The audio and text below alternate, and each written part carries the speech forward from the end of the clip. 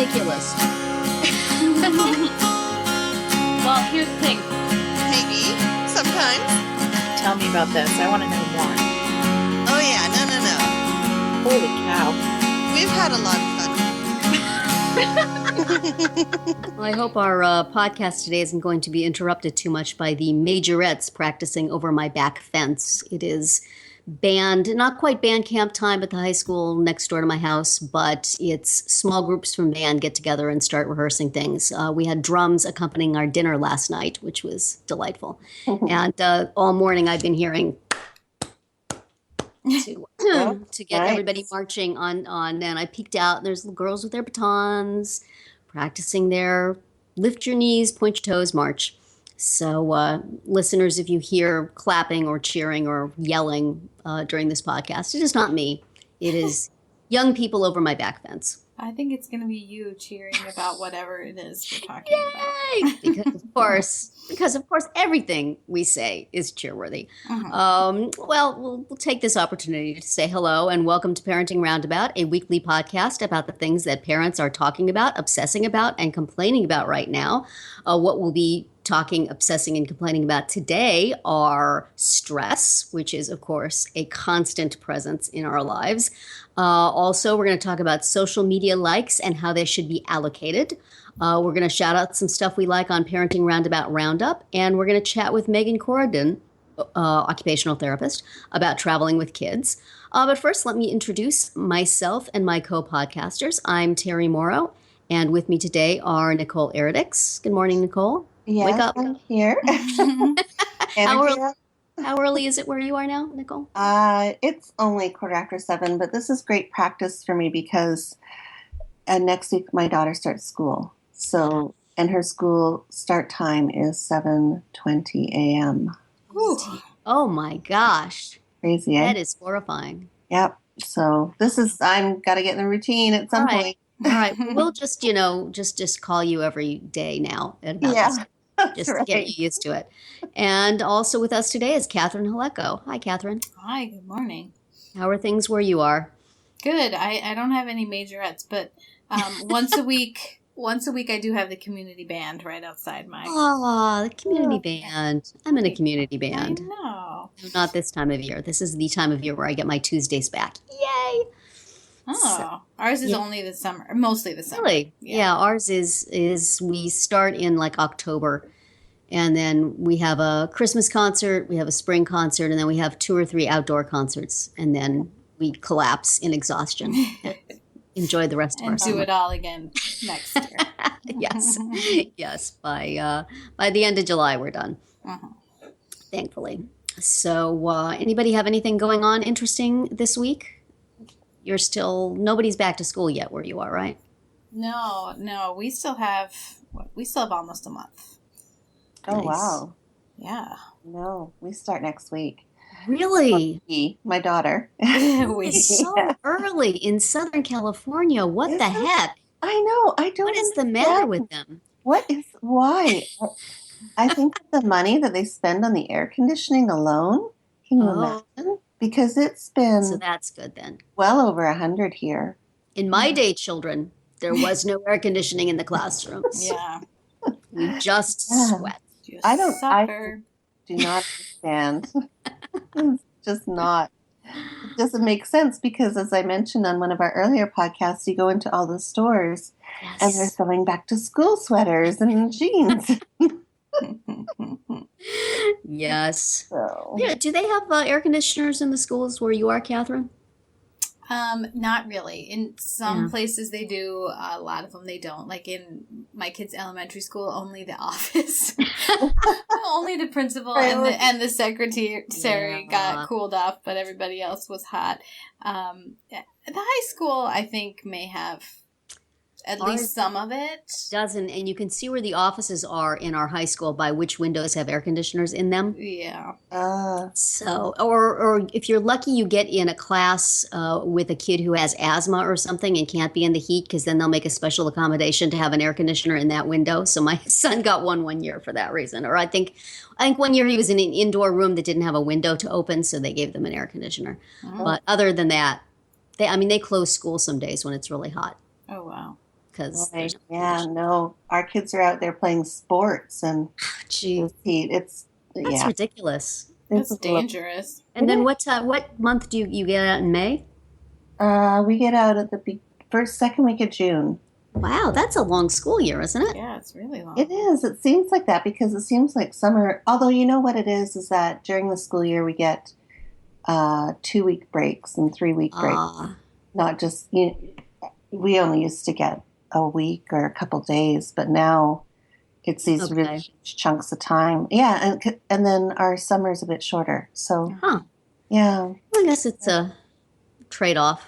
Right. I suppose I don't know. I Yeah. still used to just after all the years of teaching and starting on the day after Labor Day. Yeah, that's when we always start here. Yeah, and It seems now- like fewer and fewer districts are doing that, though. yeah. So- Now, is it more stressful to have your kids going back early or less stressful? Or is it like, thank goodness they're going back to school, or oh my gosh, Oh my school gosh, is I'm here not already. ready. I am not ready. Well, yeah. Or both. I'm Both is still an acceptable answer. both. I would say both, but because my son, he doesn't start university until October, so he has his schedule's really off too. So I don't know, just the whole summer. Yeah. It makes it so difficult to plan anything because everybody's going back at a different time. Nobody's vacations line up, Yeah. and it's stressful. So As that is our theme brings for us today. To our theme for today, stress. Who among us is stressed out, and how do you handle it, or do you? Is the question, Terry? Yeah, what's do going on? you is the question. I have just been a raging stress monster lately. I've been like the parenting version of Bridezilla. Oh no. Just everything is a big deal. And I'm constantly stomping around and weeping and yelling and apologizing and then yelling again and then mumbling under my breath and stomping downstairs to close myself up in the basement. I would not want to live with me. To any of my family members who are in earshot as I'm recording this podcast, I know it's out of hand. I just don't know what to do about it. Well, and it's hard for you to live with too. It's not like you're just doing this for fun to annoy your family members. Yeah, that would be a totally different thing. Right. But I have not. I mean, I keep trying to find ways to deal with it, and it lasts for like 2 days, and then it falls apart, and then I'm more stressed because I have that, the self-recrimination. It piles on to the rest of the stress. It's just been, and if I stand back and look at it objectively, which I very, very seldom, I really don't have that much to be stressed about. Things are pretty good. We've had hard times recently, and we are out of them. And even those hard times, in the bigger picture of everybody's hard times, were not that hard. So it's like, what the heck is wrong with me? Just stop. Just stop. But it's not that easy, is it? You can't. No. You can't. Once the stress train is going, it's sort of difficult to put the brakes on. Mm-hmm. So I'm trying this week. I'm trying to get to bed early. Get up early to get some work done first thing in the morning so I don't have that stress on me. It's Wednesday. I was slightly less organized today than I was the last 2 days, so by the end of the week it'll just be a pile of train cars by the side of the track. But how are you guys? I mean, am I alone in this, or is everybody kind of stress monstery lately? Oh, Catherine? I don't think I'm more so than usual. I mean, I do in the summer, with it's like a trade-off because I have less running around to do because the kids have fewer activities, and that is helpful. But yet they have fewer things to do, so they're underfoot. And I'm not. And then I get anxious about not getting things done that I need to do, meeting deadlines and all that. So, so it's hard. I mean, I remember thinking this last year, like, yay for school starting again, but when school starts, could we not start back all the other things that go along with it? You know, that's the hard part, I think. Yeah, I know. It's like when school stops, I'm like so happy not to have to deal with the homework and the classes and the people and all the things that go along with school. And then, you know, when it starts again, I'm kind of happy to get it going again. But then, you know, it all starts again immediately, and it's both times are stressful. Yes. And fortunately, I don't have the back to school piece of the puzzle, but I have the everybody needs a job piece of the puzzle, which is, Right. Job counselor and coach has been added to my list of responsibilities. Tutor, academic tutor got taken off. Mm-hmm. But I was better at academics than I am at job finding, hunting. because it just is a never-ending thing. And I know that, you know, for young adults these days, finding a job is hard for every young adult. The job market is terrible. So I should be just saying, you know what, when it comes, but that is not in my nature. That's hard. That's really hard to do. Yeah. I've been poking around thinking maybe I want to get a full-time job or something, and thinking maybe it would be good for everybody if I was just out of the house 8 hours a day right now, because we've all been in the house together, and Mom is a little nuts. So. Not handling it well. So what do you try? You're trying going to bed or getting more sleep? Well, that is what I am trying this week. Okay. It's always something different. I find some meditation video, or I decide I'm going to say the rosary every day, or there's no end of ideas for handling stress. Right. Just none of them seem to work for me. Or they work for a very short time, and then my out of control life just sort of spins it off. And it's difficult. I have not found the secret to serenity. Serenity now. Exactly. I was just thinking that. Do we ever achieve it, though? I don't know. Maybe it's a far-flung idea. I just would like a little bit. Just a little bit of release. Just turn the stress dial down a little bit and the serenity dial up a little bit. That would be helpful. But every time if we could figure that out, I have my mother's voice in my head. We've talked about my mother before, who would go lie down in a dark room. Lay in a dark room with a rag over her eyes to deal with the stressful situations in her life, and also pass down to me the wisdom that if you can worry about every possible eventuality, then everything will be okay. Otherwise, the thing you don't worry about is the thing that's going to happen. So this is bred into me. So it's very hard to just step down and say, you know what? Que sera, sera. Yeah, no, doesn't work for me. Yeah, you had a similar situation to mine, I think, Nicole. It's just when that's what you and even though it drove me crazy when my mom did that. And I know that the things I'm doing and the stress I'm experiencing is exactly what I hated when she had it. Yet here I am. Passing it down to the next generation. And we talked about this before too, that I'm not a big worrier, but that doesn't mean I don't feel stress. You know, I mean, when things pile up, that makes me so anxious, you know, when there's like, whether it's stuff or, you know, tasks or, you know, just like right now, there's a big pile of paperwork that I need to deal with. And, you know, it's just, I throw it all in one corner, and then eventually I'm like, you know, these bills are due and these forms are due. And, you know, I get an email from the school district about online registration. And I'm like, well, aren't my kids already registered for school, first of all? And is this for the high school or for the middle school? It does not say, you know, it just says you can go online after this date, which isn't here yet. So now I can just like have that email sitting in my box, like waiting for that day to arrive. Like a little ticking time bomb next to it. Yes. Yeah. I mean, I put, I just leave emails in my inbox until they're dealt with.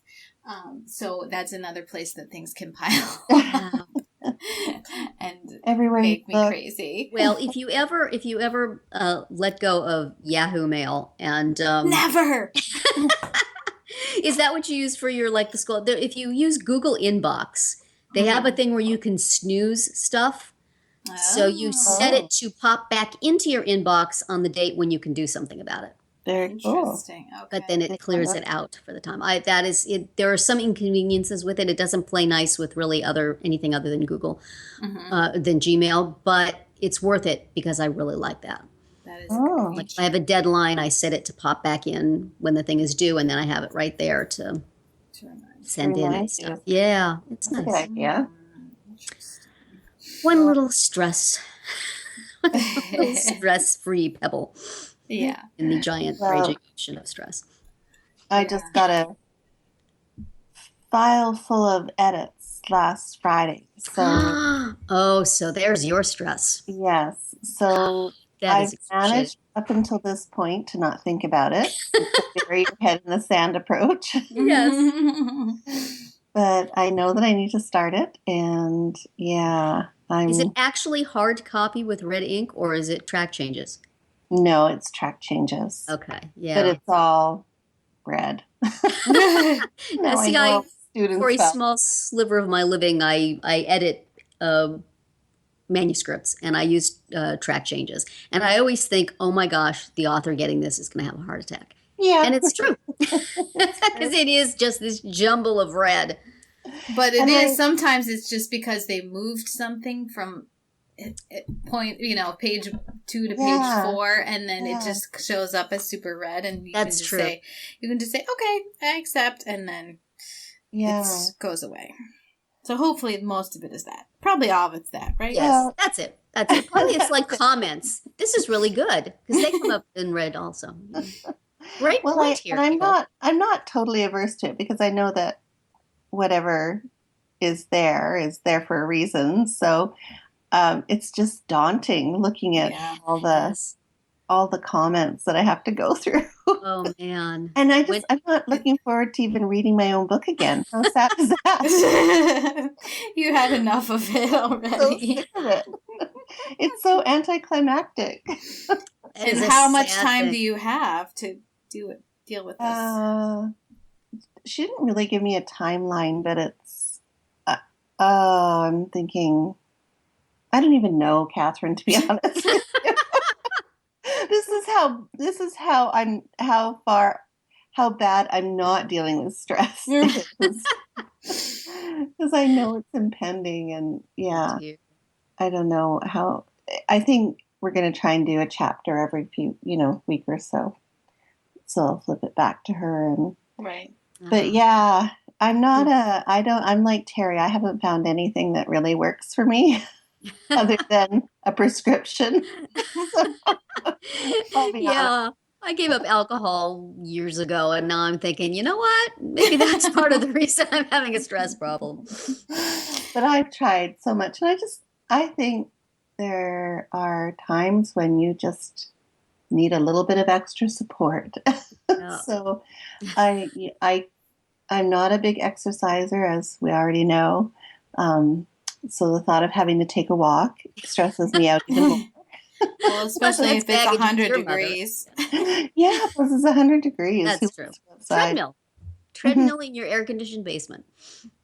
I could, possibly. But she's in California. There's no basements. No Well, basement. that's true. That's true. How I have forgotten. Yeah. No basement. But yes, if you want to do the treadmill, you can watch stuff and listen to podcasts. I could do that. I don't know. I find, Distract yourself from the exercising portion. yeah, I could do that. I think I mentioned this like a couple, I don't know if I've ever have, but my husband received a month's free of yoga classes. Yeah. Go take one and report back. Yeah. He's always telling me, people are always telling me, go take yoga. Yeah. No, I don't know. It's not. Yeah. I've tried that. So yeah. So I have some tried It and was nice true while it lasted. techniques that are not activity based. Yeah. So I do like walking and, reading. If I can ever Yeah. and read for hours, I feel so calm afterwards and so good. But then, of course, all the things I should have been doing during those hours have piled up. So Right. the calmness lasts until I sit down and figure out what I need to do next. And then it all piles back on. yeah. I really need time by myself. And, Yes. And it doesn't matter all that much what I do. I mean, sometimes I can read or exercise, more easily if I'm by myself and I know that like no one's looking at me going, why aren't you doing this? Why aren't you doing that? But I mean, last week I had to go drive 22 hours to pick up my child from a camp. It wasn't supposed to take 22 hours, obviously, but it did. And I, like, for weeks beforehand was looking forward to that trip because I knew I'd be by myself in the car and I could, for the first half, and I could listen to whatever I wanted and I would just be by myself and I could stop if I wanted or not stop if I wanted. That sounds so nice. And it really was nice, even though it took so stinking long. But I was going to say, did you actually enjoy the driving part of it as much as the thought of it? I pretty much did. I mean, I was also looking forward to the, alone in the hotel, like reading or watching TV or doing whatever when I got there. And as the trip got longer and longer, I realized that wasn't going to happen. I was going to have to just go to bed the second I got there. So that was disappointing. Yeah. But, I listened to many podcasts and then I listened to Hamilton for a while to, energy up, got singing along on these like winding country roads. Oh, wow. I was doing that yesterday.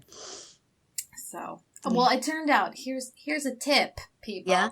It turned out that I had my GPS set to avoid toll roads. Yeah. So, like, I think a long way. I really might have taken it very, very... I mean, part of the reason why it took forever was because I just had to go through Chicago and I stupidly got there at rush hour. Oh. So, I mean, the thing is, though, rush hour lasts, like, all day. I mean, there's no good time. So, but anyway...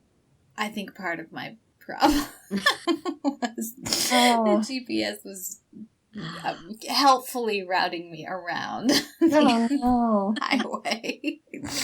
I figured that out at the end of the trip. Yeah. But if so there's did the trip make you more stressed out?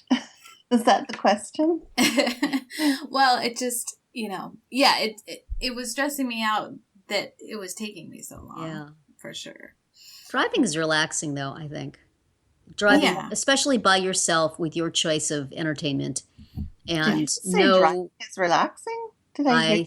I did. Driving under certain circumstances. No traffic, no stop and go, no deadline as to when you have to be someplace. So you're not worrying about time. I used to, when I was younger, I remember when I lived in Kansas City, I think I just drove across Missouri just by myself, just for no reason other than that. I had the weekend and I felt like driving. Mm-hmm. And that was very relaxing and empowering. And I think now how relaxing that would be, except I don't have that completely stress-free time to do it. I would have to leave like, I'm coming back sometime, family, probably. And that and you'd have to get entirely out of New Jersey. Well, that's not that hard. Because of for the traffic purposes. I often think of driving across Pennsylvania. That is a long, boring drive. I've done That's a long, boring drive is what you're looking for. Right. Well, should we move on to what we like and don't like on social media? We are stressed to no longer have Amanda with us, so we are bringing her back in for our speed round. Nicole, are you going to introduce this? Yes. So for our special Friday speed round, Amanda joined us to discuss a great generational divide. So listen and tell us what you think. Maybe, write down in the comments on our webpage and let us know what you prefer to do. So last week I was posting a picture to Instagram and I think I was at about 19 likes and I wanted to get 20 likes on my Instagram. So I said to my daughter, wow, I have one more like and I can hit 20, which is probably, I think, the most I've ever received on Instagram. And she says, well, have you liked it? And I said, no, of course not. I don't like my own photos. I don't love it. I like it. Defeats the purpose.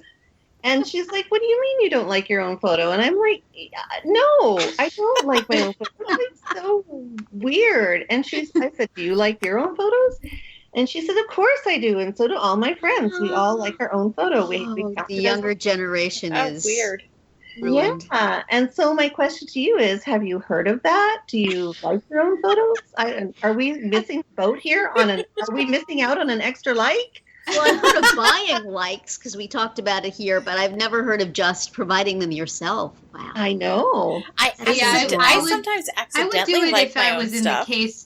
I would do it if I was like you were, Nicole, and like you just need one more. Because if you're past like 10 or 11, then no one will actually see that you liked it unless they open it up and looked at all the list. Oh, You know what I mean? That's This is what savvy. family members are for. Well, and that's what my daughter does. She just, when she posts a picture on Instagram, she Snapchats all of her friends and tells them to go to Instagram and like her picture. How crazy. You know what? My daughter actually makes up fake accounts and uses Yeah. those. Well, that I would do. And that she pulls that out of her hat when she wants that one more like. That's what but I always feel man. weird even when I'm sharing something I've written on like Twitter Yeah. or Facebook. I'll accidentally like my own comment. Sometimes I'll be like, oh no, how do I unlike that? Erase. I know, I don't want that to happen. How are people are gonna think I'm such an egotist or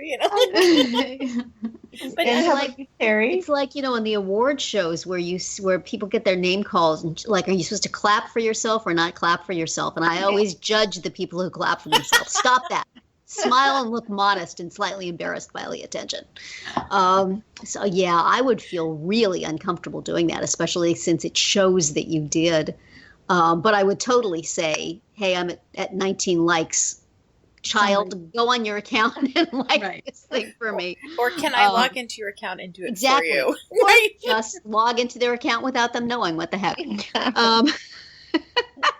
But yeah, and it's like retweet. Now you can retweet your own tweets, and I've seen some people having an existential crisis over that on Twitter, whether it's cool to do that or not. I've do. done that. I've done that, but only when it's like something that I'm trying to promote more than once. Mostly because I'm too lazy to go back through my feed and find the tweet and copy and paste it into a new one. So I'm like, oh hey, let me retweet me. But it's weird. It's really weird because then it shows up that like in your notifications that you retweeted yourself. Well, ladies and gentlemen, I want you to know that even though my personal Twitter feed is a never-ending stream of promotion for this podcast, I type every one of those in individually. I don't, And well, you get credit. I have it posted to accounts at once, but still, I don't retweet anything. I do it the old-fashioned way. I know, it's a very recursive thing though, isn't it? You know? But how funny that like the kids just assume that you would do that, and why wouldn't you? And have never heard something as horrifying as not doing it, and we're all just the opposite, Right. which means that our time has passed clearly, and we're going to get our butts kicked and everything from now on by people who are cheating. Well, doesn't it make you think? Don't judge me. I was going to say, is it like this whole? It's like the whole everybody gets a ribbon thing. Now you're just giving it to yourself. Here's your own ribbon. Right. Yes, we have moved. How do you beyond enjoy that. those 20 likes when they're not legit?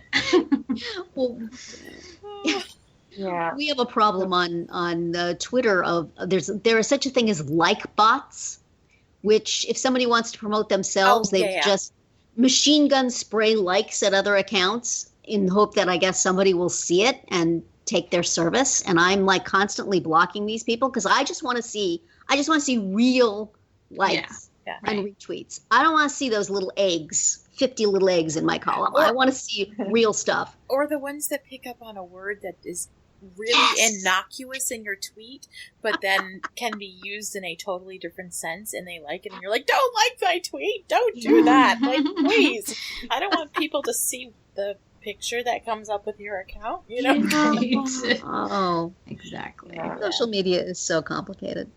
It is, and I feel like the rules are constantly. Well, I mean, what my rules are, and what Our pride just keeps going down and down and down. Just let us know, Nicole. We'll hook you up with a like here and We'll there. hook you up with Absolutely. likes. Yeah. And our rates are very low. Yeah. right. Many zeros, no anything else's. You know? Oh my goodness. Mm-hmm. So good to know. Don't judge. And remember, you can hear a new speed round every Monday through Thursday, and Amanda is on all of them. Yay. And now for our next segment, we are bringing you some of the things we've read or seen or used recently that we want to shout out and share with you. We call it the Parenting Roundabout Roundup. Catherine, what do you have this week? I read a piece over at Alpha Mom. It's by Mir Kamen, who's a blogger and writer who's been working for a long, long time and has some great advice. In this piece, it's about when other kids suck the joy out of beloved activities. And I thought it was really, really, I don't know how new or old this piece is, but I thought it had some really good and sensible advice. And it wasn't, you know how sometimes you read the advice and they're like, well, why don't you try this? And it's just like, that's never going to work. You know, you just know from reading it that it's not going to be helpful. And this one I felt like really did have a lot of good suggestions and just a very thoughtful take on the whole topic. Okay, Nicole, what have you got this week? Well, in my other work, in my other part of my life, where I run a webpage for inclusive education, we are putting on a free webinar on Sunday night at 8:30 Eastern Time, and it's for parents and teachers who want to learn how to include students with disabilities in their classroom. So we've got 4 experts on the topic of inclusive education joining us, and they're going to give their thoughts and ideas on inclusion at all different grade levels. Okay, that sounds good. I'm gonna shout out something by Amanda. Speaking of Amanda, I saw on her Facebook page, and I checked it out on understood.org, the very interesting idea of turning a luggage tag into a backpack checklist to help your child make sure that everything that needs to be in the bag is in the bag. I think that was a really interesting idea. So I will have the link for that on our description for this episode and the other links that have been mentioned here for you to check out. And if you guys, listeners, see or hear something that you think that we should share on this roundup, mention it to us on Twitter at Roundabout Chat or in the comments of our Facebook page, and maybe we will bring it up here. Now, next up, we have Catherine, you have an interview. Yeah, so about once a month, we talk to Megan Corridon, who's an occupational therapist, and she's the mom of a 6-year-old. And this time around, we talked about something a little more personal versus her work, but we talked about traveling with kids, especially challenging trips like the one she just did. She and her husband took their 6-year-old daughter to Switzerland. Yeah. Wow. So that is ambitious. It really is. So we talked about that. So here it is. So hi, Megan. It's great to talk with you again. We both had some really great vacations this summer. And you wrote a really nice post for the Meeting House, which is where you work, for the blog there, about your summer travel with your daughter who is she 6? She is 6. Okay. So tell us a little bit about what you wrote about and what you learned taking her on a long trip, an international trip, a trip with a lot of hiking. What were some of the things that you were worried about, and how did that turn out? So we had this amazing opportunity where we could visit a friend in Switzerland who was working there for a semester. And Quinn had recently discovered this Netflix show, Heidi, and became obsessed with it. And I was like, the timing couldn't have been more perfect. Yeah.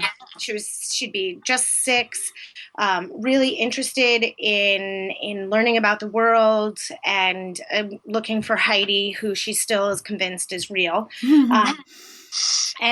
But we did have our fears because first of all, it's a really long flight, and she has been on airplanes since she was 4 months old, but it was to California, and it's so different, crossing not only time zones, but oceans. And we were just worried about how she was going to do.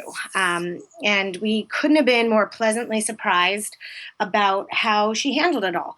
One of the things that we made sure we did was have her be involved in the planning process. So as we were looking at hotels, we had her sit down at the computer with us to see where we were going to be staying. We also made sure there was a pool in all the hotels that we stayed at, because we did know that it was going to be mainly a grown-up trip. Lots of hiking, maybe going to museums, exploring cities. And we really wanted to make her excited about everything. And the choosing hotels with a pool was the best thing that we could have done. We either started the day with a swim or we ended the day after a long hike with a swim. And it changed how she did the whole day. So that was one of my biggest pieces of advice, especially if you're traveling with just one child and a bunch of grown-ups. Make sure there's a lot of kid-friendly things for them to look forward to, either in the hotel or find playgrounds in the area, which is another thing we did a lot of. Visiting playgrounds and kind of finding them along the way, right? Yeah, we knew we would be finding them, but we wouldn't tell her. So it was like a scavenger hunt almost. Keep your eyes open for slides and swings, and it just made her sort of more interested in going to the top of these mountains or walking around Geneva. It just made it more exciting for her. That's great. And was it tough dealing with the time change and the jet lag? So we thought we would help ourselves, and we went to Iceland for 2 days before going all the way over to Switzerland. Okay. Because we thought maybe we could acclimate to a different time zone. What we weren't counting on was the fact that it was daylight in Iceland for 24 hours. So it was 11:30 at night, and in a 6-year-old's mind, you don't go to sleep when it's fully light out. So that part was really hard, adjusting to that aspect of things. But by the time we did get to Switzerland, she was a little bit more adjusted to the time difference. And then Geneva's a city, so there was sort of a little bit more. It reminded her more of being at home. So she easily acclimated to the time difference once we were in Geneva. But our plan to sort of split the trip into 2 didn't work quite as well as we thought it would, just because of the daylight thing. But she was a trooper. She managed to handle everything that we threw at her. Awesome. That's great. And you mentioned her connection to the TV show Heidi helped a lot. It definitely did. We stayed in Geneva for just a couple days, but then we really wanted to explore the Alps and the mountains, and it very much looked like what she had watched. So it was familiar to her. You're walking along a path and you have to move because there are 25 goats in your way. And that was just exciting for her. That's not, living in a city, you don't ever think that you'll see that in your life. Right. And it just made it fun for her to tell people, we got stopped by goats, or we saw, we went to the top of a really, really high mountain, and there was a billy goat standing on the top of the very tippy top of this small mountain. And those things she had seen on the show. So it made it all connect for her. And it was really fun to watch that excitement in her face, and realize that it could have gone totally differently. She could have been miserable hiking, but she was able to make an adventure out of it. And comparing herself to Heidi helped for sure. And finding that Heidi dress and the little tourist trap in one of the small mountain towns definitely shifted her entire idea of the trip and hiking and being Heidi. Right.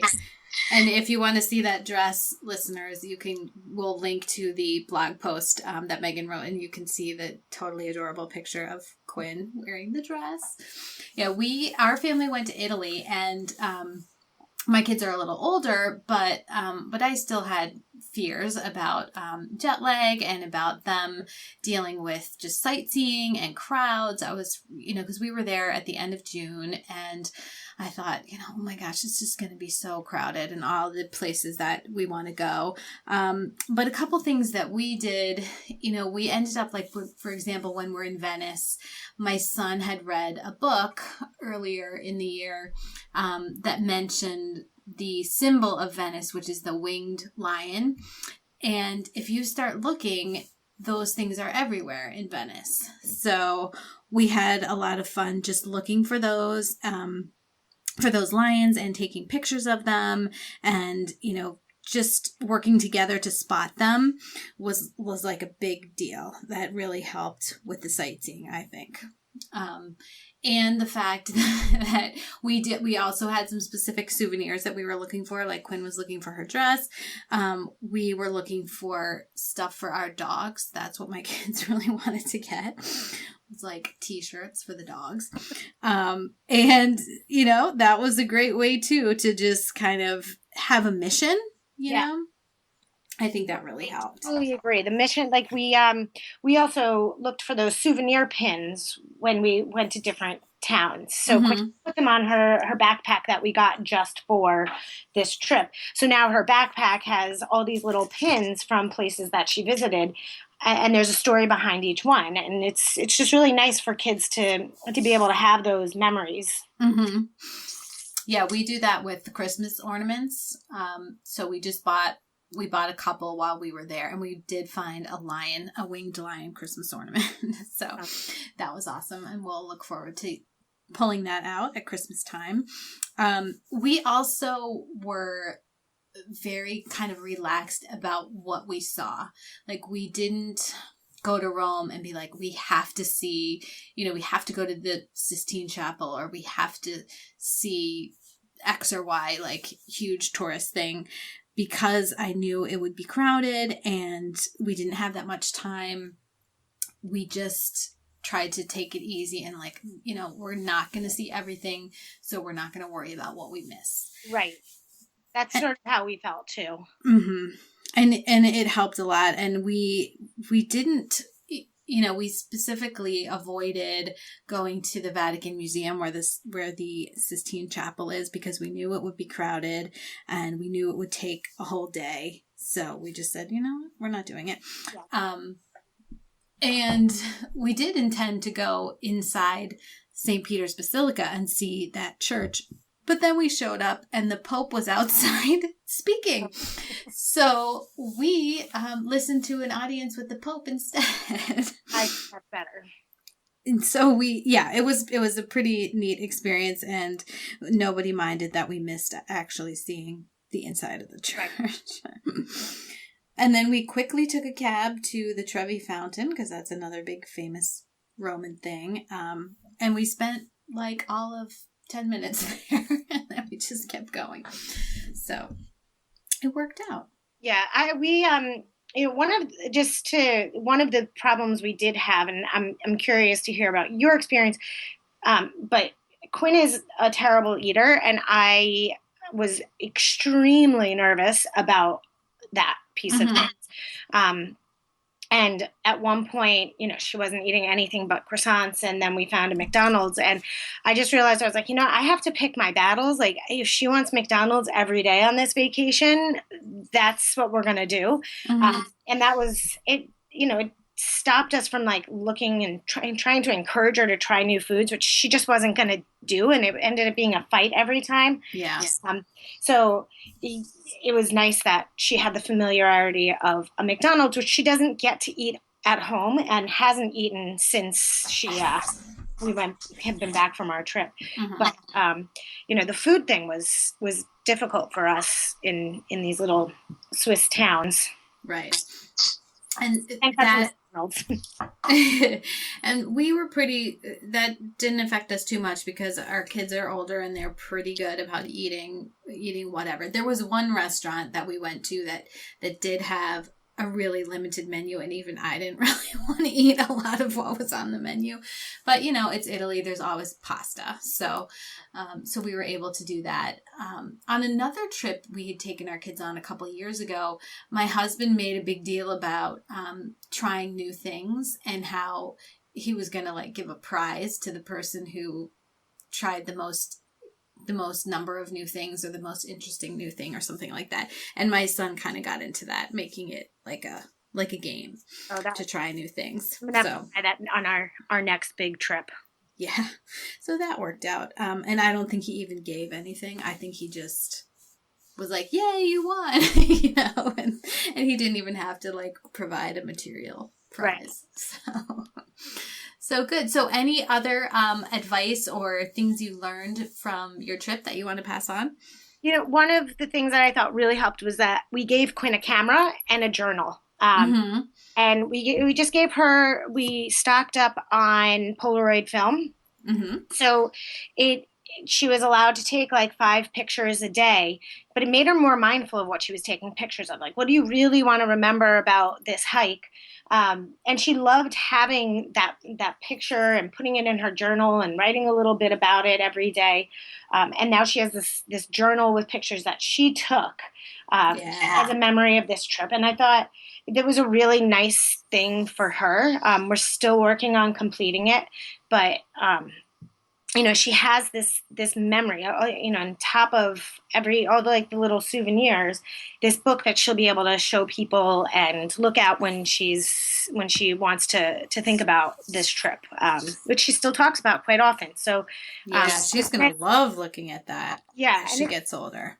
It's nice for her to be in charge of the book. You write what you want to write, and it will help you, you know, draw pictures. It was a really nice way to sort of like tie the whole trip together and then keep it this lifelong memory. Oh, that's great. Very good. Well, thanks so much for talking to us about this, Megan, and we will see you again next month. Sounds great. I think if I was going to take a trip like that, I would want to have a pediatric OT with me. Your job is to amuse the child. I will be going to see the sights. Right. So. And I just realized what I said earlier should have been in this segment. I was wondering about that, but you can mention it twice. Now, for our final segment today, we are going to do a little shameless self-promotion, which I already did, and direct you to some things on our sites that we think you should take a look at. Terry, what have you got? Well, I have once again, am taking parenting inspiration from Parks and Recreation. Catherine and I have been watching the episodes in order in our round 2 podcast, and a recent episode gave me some insight into the right way to handle other people's complaints, the impossibility of being able to fix everything for people, and what one might do instead. I don't think I can say what that actual advice was on this podcast with our rating, although they said it on Parks and Rec. But anyway, if you go to my blog at Parenting Isn't Pretty at mamatu.blogspot.com, you can read it and see the clip that I am talking about. Great, will do. And Catherine, how about you? I'll mention something on Very Well, which is a piece I did on Very Well. It's a piece on how to be a good sports parent. So, you know, how not to be a jerk about it. And it's mostly about, you know, parents' relationship with their own kid, not so much about, you know, not being that one in the stands who's screaming and yelling. But that is also included because I recommend not doing that. So check that out on verywell.com. Great, thank you. And I'll just put in another plug for my webinar. Okay. And 8:30, theinclusiveclass.com. And that will be it for this week's episode of Parenting Roundabout. We hope you enjoyed it and that you will join us every week. You can listen to podcast episodes on parentingroundabout.com or download them from iTunes. Please subscribe so that you get all of our podcasts and mini podcasts. You can also follow us on Twitter, where I'm at Mamatu, Nicole is at Nicole Erdix, Catherine is at About Family Fit, and Amanda, our absent member, is at Amanda Morin. You can also follow the podcast on Twitter at Roundabout Chat and look for us on Facebook, Pinterest, Tumblr, YouTube, and Instagram too. Best of all, stop by our blog at parentingroundabout.com and read recaps, find links on all the stories we mentioned, and talk back in the comments. Thanks to John Morin for producing the podcast and providing our in and out music, and I wish everybody a great week. Not too stressful.